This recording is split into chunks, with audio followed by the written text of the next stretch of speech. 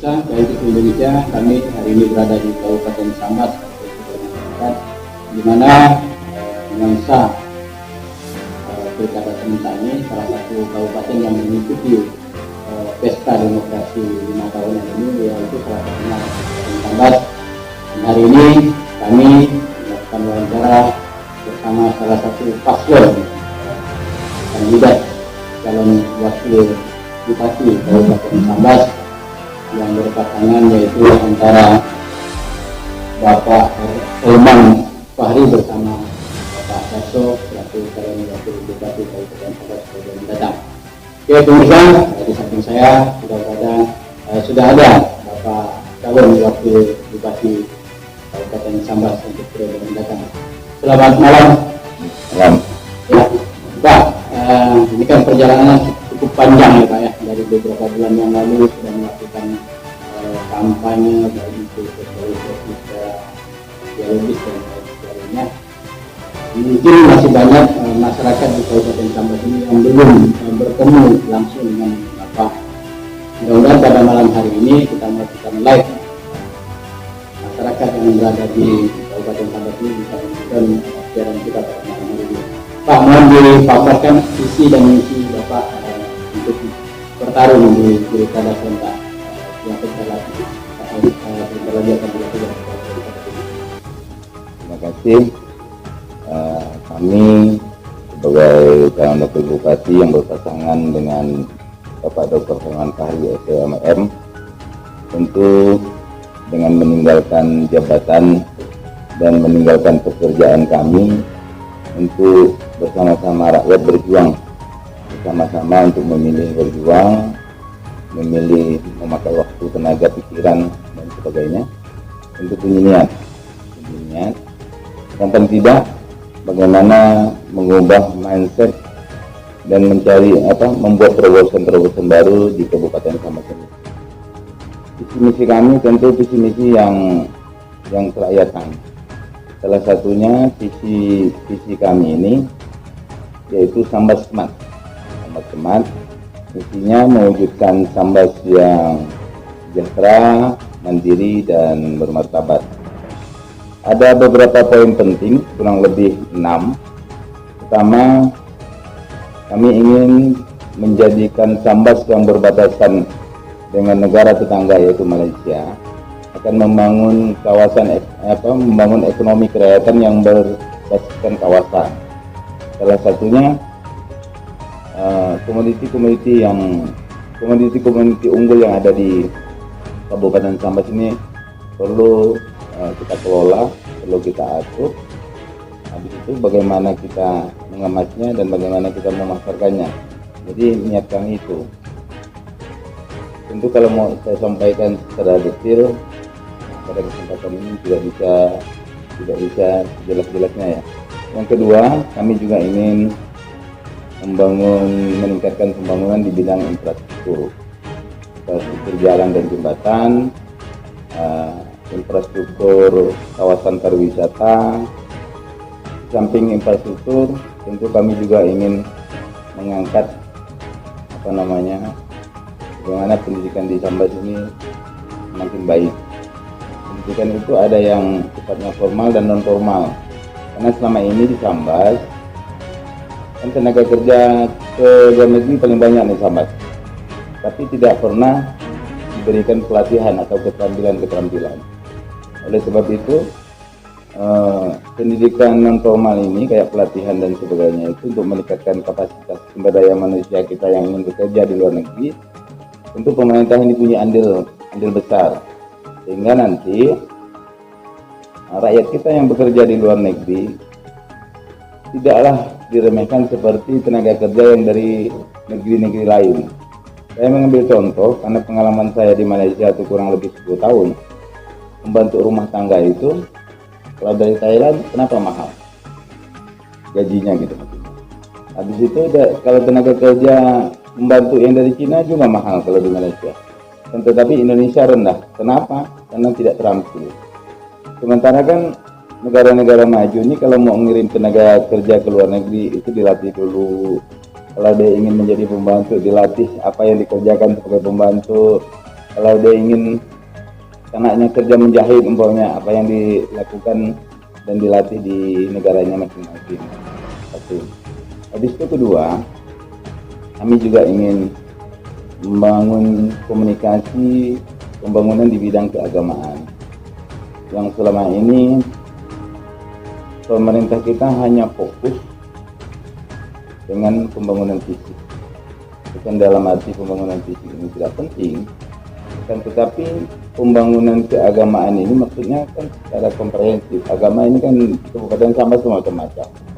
Artinya tatkala komunikasinya baik, kerjasamanya baik, kan negara dan daerah ini bisa menjadi lebih kondusif, aman gitu kan. Yang terakhir, kami juga ingin meningkatkan banyak berdaya air bersih, jaringan listrik, jaringan komunikasi, telekomunikasi, jaring sumber daya alam. Kami juga ingin membangun seni dan budaya. Seni dan budaya ini salah satu kan ekonomi kreatif. Kalau ini kita angkat, nanti menjadi industri. Saya suka kalau sosialisasi itu memberikan contoh daerah Bali dengan hanya seni dan budaya tariannya, habis itu perilaku rakyatnya dan tutur kata masyarakatnya, sehingga Bali itu bisa didatangi oleh seluruh dunia. Tatkala Bali itu didatangi oleh wisatawan dari mancanegara dan wisatawan lokal, daerah itu menjadi ekonominya naik, rakyat berjualan laku, pemerintah dapat PAD, orang nginap di hotel dapat 10%, kan di restoran dapat 10%. Kenapa kami ingin mengangkat itu? Karena selama ini khususnya kita Sambas tidak peduli, padahal kalau itu diangkat, Sambas ini kan tempat wisatanya banyak ya. Kalau mau dibandingkan Singkawang, mohon maaf, Sambas ini lebih banyak. Pantai ada, danau ada, gunung ada, air terjun ada, situs-situs budaya ada. Dari segi seni juga ada Japin, ada Radat, ada Pantun, ada Pangkak Gasing, ada Rindu Gasing, ada Timang Bubu, ada Timang Mayang, belum lagi budaya Tionghoa, belum lagi budaya Dayak. Cukup kental sebenarnya budaya Kabupaten Sambas. Kalau ini kita angkat, kualitasnya kita tingkatkan, kita support dana rakyat tuh supaya masing-masing kita bersama rakyat mengangkat budaya ini, pariwisata kita bangun yang representatif, kan nanti seni dan budaya ini jadi bisa dijual hingga menjadi industri. Apalagi Temajuk itu sudah di-SK-kan oleh pemerintah pusat menjadi kawasan strategis pariwisata nasional. Lambat laun pasti dibangun oleh pemerintah pusat. Kalau tidak dari sekarang pemerintah Sambas berpikir maju, maka Sambas tidak akan berubah. Habis itu yang tidak kalah pentingnya lagi, kami ingin meningkatkan pelayanan rumah sakit, pelayanan kesehatan lah pada khusus. Untuk meningkatkan pelayanan kesehatan itu, nanti apabila terpilih, kita harus mempersiapkan regulasinya. Karena kebanyakan pelayanan kesehatan ini seolah-olah hak rakyat kita tepikan. Saya mengambil contoh begini. Saya berobat ke Malaysia loh, pernah bawa anak saya. Anak saya pernah sakit kanker 3 tahun. Setelah saya datang ke rumah sakit di Kuching, orang Kuching tuh nggak pernah nanya duit Pak Daso ada berapa sih. Pak Daso mau pakai asuransi atau mau pakai cash, nggak pernah dia nanya itu. Tapi tatkala orang kita bawa itu sakit parah, dia utamakan dulu keselamatan manusia itu. Padahal saya orang luar negeri loh, bukan orang Malaysia. Dia utamakan dulu keselamatan pasien. Tatkala sudah selesai, sudah ditangani, baru silakan Pak Darso urus administrasinya. Artinya tidak pakai biaya loh itu, hanya sikap hanya perilaku dan kebijakan, aturan. Dan untuk meningkatkan pelayanan dengan cara yang apa saya sebutkan tadi, harus regulasinya di Perda Pelayanan Kesehatan harus kita ubah. Habis itu yang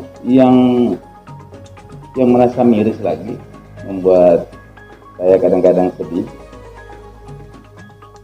Terjadi kan begini. Sekali lagi sebelum saya sampaikan ini, saya mohon maaf. Sebenarnya ini bukan perawat, bukan bidan, bukan dokter yang salah ini. Yang salah kebijakannya. Nah, kebijakan dan regulasinya. Tatkala kita masuk ke rumah sakit, kita ini ditanya, umum apa BPJS Pak? Tatkala umum, wah cepat tuh layanannya.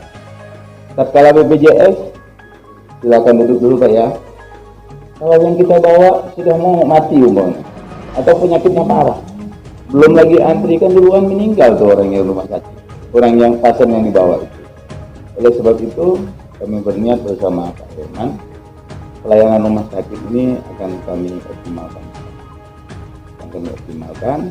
Dan yang kedua, tatkala orang umum, orang yang punya duit mau ngambil obat di apotek, nggak ada tuh. Semahal apapun obat itu pasti ada. Tatkala orang yang BPJS, dia kan udah miskin nih, nggak ada uang banyak kan. Oh, obat ini nggak ada apa, bawa beli di luar ya. Kasih. Kalau orang ada duit, jadi gara-gara nggak bisa beli obat kalau dia nggak ada duit, kan orang yang dibawanya nggak sembuh-sembuh. Umpamanya orang tuanya lah yang dia bawa, akhirnya nggak sembuh-sembuh karena dikasih obat yang sederhana, yang seharusnya obat paten umpamanya gitu. Di situ sebenarnya pemerintah boleh mengatur dalam regulasi itu, harusnya bisa subsidi loh. Kalau orang yang betul-betul susah, yang betul-betul memerlukan pertolongan, itu saatnya pemimpinnya tampil sebenarnya. Artinya pemimpinnya tampil bukan kita datang, itu di dalam aturan regulasi layanan kesehatan, Perda Pelayanan Kesehatan. Dan banyak lagi yang lainnya. Berikutnya Bapak. Pilkada saat ini kan berbeda dengan pilkada yang lalu. Iya. Yang lalu kita lihat bersama bahwa kita bisa bebas menentukan yang namanya masyarakat dalam satu waktu kampanye. Tapi sekarang kan dengan wabah COVID-19 sehingga harus membatasi pertemuan-pertemuan di sejumlah 50 orang saja. Nah, Iya. apakah itu juga merupakan salah satu kesulitan Pak Dato' sendiri? Dari segi ekonomi, penghematan biaya kampanye itu semuanya pasangan diuntungkan. Akan tetapi dari segi sosialisasi untuk mengenalkan diri sebagai calon sebenarnya dirugikan.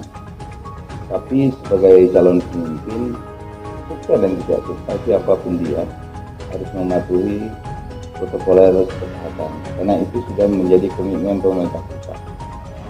Akan tetapi kadang juga kita di lapangan, kalau kita itu diharuskan 50 orang, kita sudah pakai protokol kesehatan, cuci tangan, habis itu pakai masker, akan tetapi tidak jarang juga orang yang datang lebih dari 50 orang, kan nggak mungkin mau kita usir. Oleh sebab itu kita berusaha maksimal di dalam sosialisasi itu, bagaimana supaya orang itu kalau bisa kita atur jaga jarak, tetap memakai masker, tetap cuci tangan. Sekali lagi akan tetapi yang orang udah tua ini, masyarakat kan nggak mungkin mau kita ingatkan terus menerus gitu ya. Tapi sekali lagi sebagai calon pemimpin sudah menjadi kewajiban untuk mematuhi protokol kesehatan. Sampai saat ini sejauh mana nih Pak turun ke lapangan dan keyakinan untuk memenangkan pilkada ini? Kalau saya sih sebenarnya niat ini kan dari kampanye legislatif. Saya di mana-mana itu sudah menyampaikan kepada masyarakat, seandainya kalau saya terpilih menjadi anggota DPR provinsi yang kedua kali dan menjadi dewan yang kelima kalinya, maka saya insya Allah untuk berniat menjadi calon bupati ya, menjadi calon bupati. Tapi itu karena semua kekuasaan Allah sekarang menjadi calon. Begitu setelah dilantik bulan 10 Oktober 2019, saya sudah turun ke lapangan. Jadi kalau Kabupaten Sambas ini kalau datang ke desa-desa sudah hampir selesai. Akan tetapi tatkala ditetapkan menjadi calon bupati dan wakil bupati bersama Pak Helman, tentu yang sudah beberapa bulan yang lalu kita bisa datang ke satu tempat atau satu desa, jadi dengan apa namanya kondisi capek memang kita harus datang lagi karena beda loh. Dulu kan pernah sosialisasi mau calon bupati, sekarang mau calon bupati. Udah gitu tentu ada pengaruh untung ruginya. Setelah kita berpasangan dengan orang lain kan lain ininya. Jadi kurang lebih begitulah, karena politik ini tidak boleh capek sih. Jadi harus semangat, tatkala capek pun, tatkala pusing pun kita tetap semangat.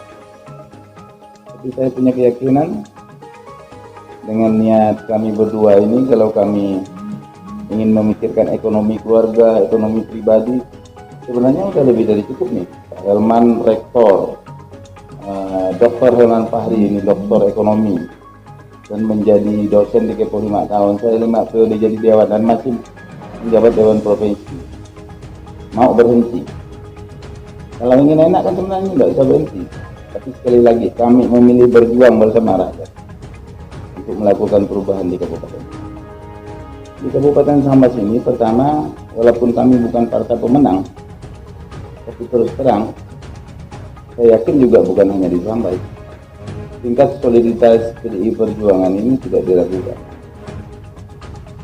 Tidak diragukan pertama, dan PDI Perjuangan ini punya semangat gotong royong yang tinggi sama partai. Habis itu kami koalisi dengan Nasdem, koalisi dengan Perindo, habis itu koalisi dengan yang non partai, PSI dan Berkarya.